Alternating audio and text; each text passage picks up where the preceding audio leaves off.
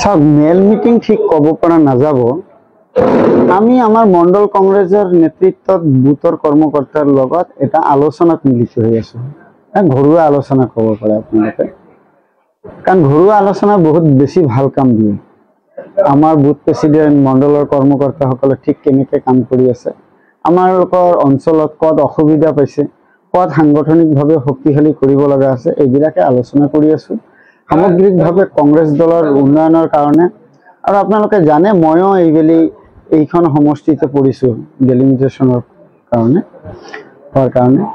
ময়ো এইখন সমষ্টিত যিহেতু অহা দিনত টিকট বিচাৰিম, অৰ্থাৎ মোৰো নতুন অঞ্চলখিনি যিখিনি অঞ্চল মোৰ কাৰণে নতুন, সেইখিনি অঞ্চলৰ আমাৰ কৰ্মকৰ্তাৰ লগত প্ৰত্যক্ষভাৱে যোগাযোগ কৰাৰ কাৰণে সকলোৰে বাই নেম যাতে মই চিনি পাওঁ, সকলোৰে যাতে মোবাইল নম্বৰখিনি মোৰ মুখস্থ থাকে, সিহঁতে ফোন কৰিলে যাতে মই লগে লগে ইহঁতক উত্তৰ দিব পাৰোঁ, তাৰ কাৰণে আজি সাংগঠনিকভাৱে আমি ৰাইজৰ মাজলৈ কৰ্মকৰ্তাৰ মাজলৈ গৈ আছোঁ।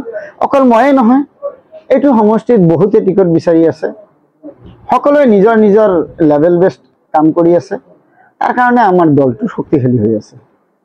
বিজেপিৰ ফালৰ পৰা আপোনাৰ অৰুণোদয় আঁচনি, মহিলা উদ্যমিতা আঁচনি, আপোনাৰ মুখ্যমন্ত্ৰী অসম, স্বনিৰ্ভৰশীল অসম, এনেকুৱা বিভিন্ন আঁচনি লৈছে। এই আঁচনিৰ লগত আপোনাৰ কংগ্ৰেছ দলৰ পৰা কেনেধৰণৰ প্ৰত্যাহ্বান পাব? চাওক, চৰকাৰত থাকিলে আঁচনি দিয়া যায়, কিন্তু আঁচনিখিনি যে ইহঁতে কাৰ্যকৰী কৰিলে কাক দিলে সেইটো আপোনালোকে চিন্তা কৰিবচোন।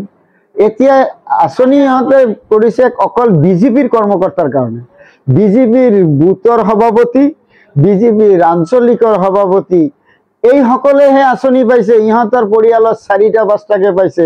সাধাৰণ মানুহ, দুখীয়া মানুহ, বিধৱা মানুহ, বিয়া নোহোৱা ছোৱালী, যিসকল হেণ্ডিকেপ, সেইবিলাকে কিন্তু পোৱা নাই। তাৰ কাৰণেতো ৰাইজৰ মাজত আজিৰ দিনত বিজেপিৰ কৰ্মকৰ্তা ৰাইজৰ মাজলৈ যাব পৰা নাই।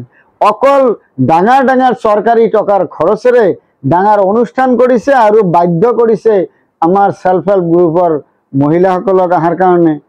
অৰুণোদয় নাহিলে মিটিঙত অৰুণোদয় কাটি দিম, এইবিলাক ভয় খুৱাই আনি আছে। আপোনালোকে যাব দিয়ক, জানুৱাৰী মাহ আহিব দিয়ক, তাৰপিছত বিজেপিৰ সভাত মানুহো নহয় আৰু বিজেপিৰ কৰ্মকৰ্তাৰ কথা মানুহ নুশুনে, ইহঁতক পহু খেদা দিব। আপোনালোকে আপোনালোকৰ চেনেলৰ জৰিয়তে নিউজ কৰিব।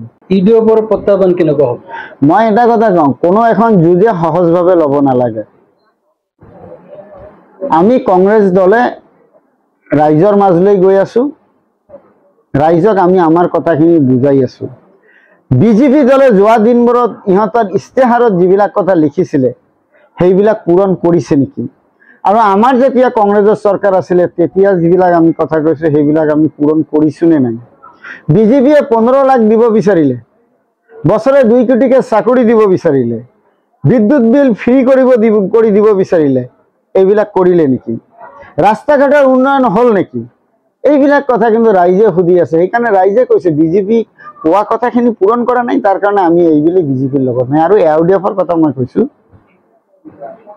লোকসভা নিৰ্বাচনৰ ফলাফলটো চালে আপোনালোকে পাব, আৰু এইবুলি পঞ্চায়ত নিৰ্বাচনৰ ফলাফলটো যদি আপোনালোকে বিশ্লেষণ কৰিলে আপোনালোকে চাব ৰাইজে কেনেকৈ ইউডিএফ দলক প্ৰত্যাখ্যান কৰিছে। অসমৰ নপুৰণি কবি সাহিত্যিকৰ বাবে সুখবৰ। প্ৰভাতী অসম সংবাদ গোষ্ঠীৰ দ্বাৰা পৰিচালিত সাপ্তাহিক কবচে আয়োজন কৰিছে এখন কাব্যগ্ৰন্থৰ প্ৰতিযোগিতা। সগৌৰৱেৰে 30টা বৰ্ষত খোজ থোৱা অসমীয়া সাপ্তাহিক কবচ কাকতখনৰ উদ্যোগত কাব্যগ্ৰন্থ প্ৰতিযোগিতাৰ আয়োজন কৰা হৈছে। 2022 চনৰ পৰা বৰ্তমানলৈ প্ৰকাশিত অসমীয়া কাব্যগ্ৰন্থ দুকপিৰ লগতে লেখকৰ সম্পূৰ্ণ নাম ঠিকনা সঠিককৈ লিখি অহা 30টা মেম্বৰৰ ভিতৰত তলত দিয়া ঠিকনাত ডাকযোগে পঠাব পাৰিব। আমাৰ ঠিকনা সাপ্তাহিক কবচ, প্ৰভাতী অসম সংবাদ গোষ্ঠী, বিজয়নগৰ ডাকঘৰৰ সমীপত, কলিতা মাৰ্কেট, 3য় মহলা, জিলা কামৰূপ অসম 781122। মোবাইল নম্বৰ হৈছে 9435114666 অথবা 6003971898 অথবা 986408 64600 অথবা কাৰ্যালয়ত হাতে হাতে জমা দিব পাৰিব। এই প্ৰতিযোগিতাত বয়সৰ কোনো সীমা নাই। অহা জানুৱাৰী মাহত ফলাফল ঘোষণা কৰাৰ লগতে বঁটাসমূহ বিতৰণ কৰা হ'ব। সকলো প্ৰতিযোগীকে মানপত্ৰ প্ৰদান কৰা হ'ব।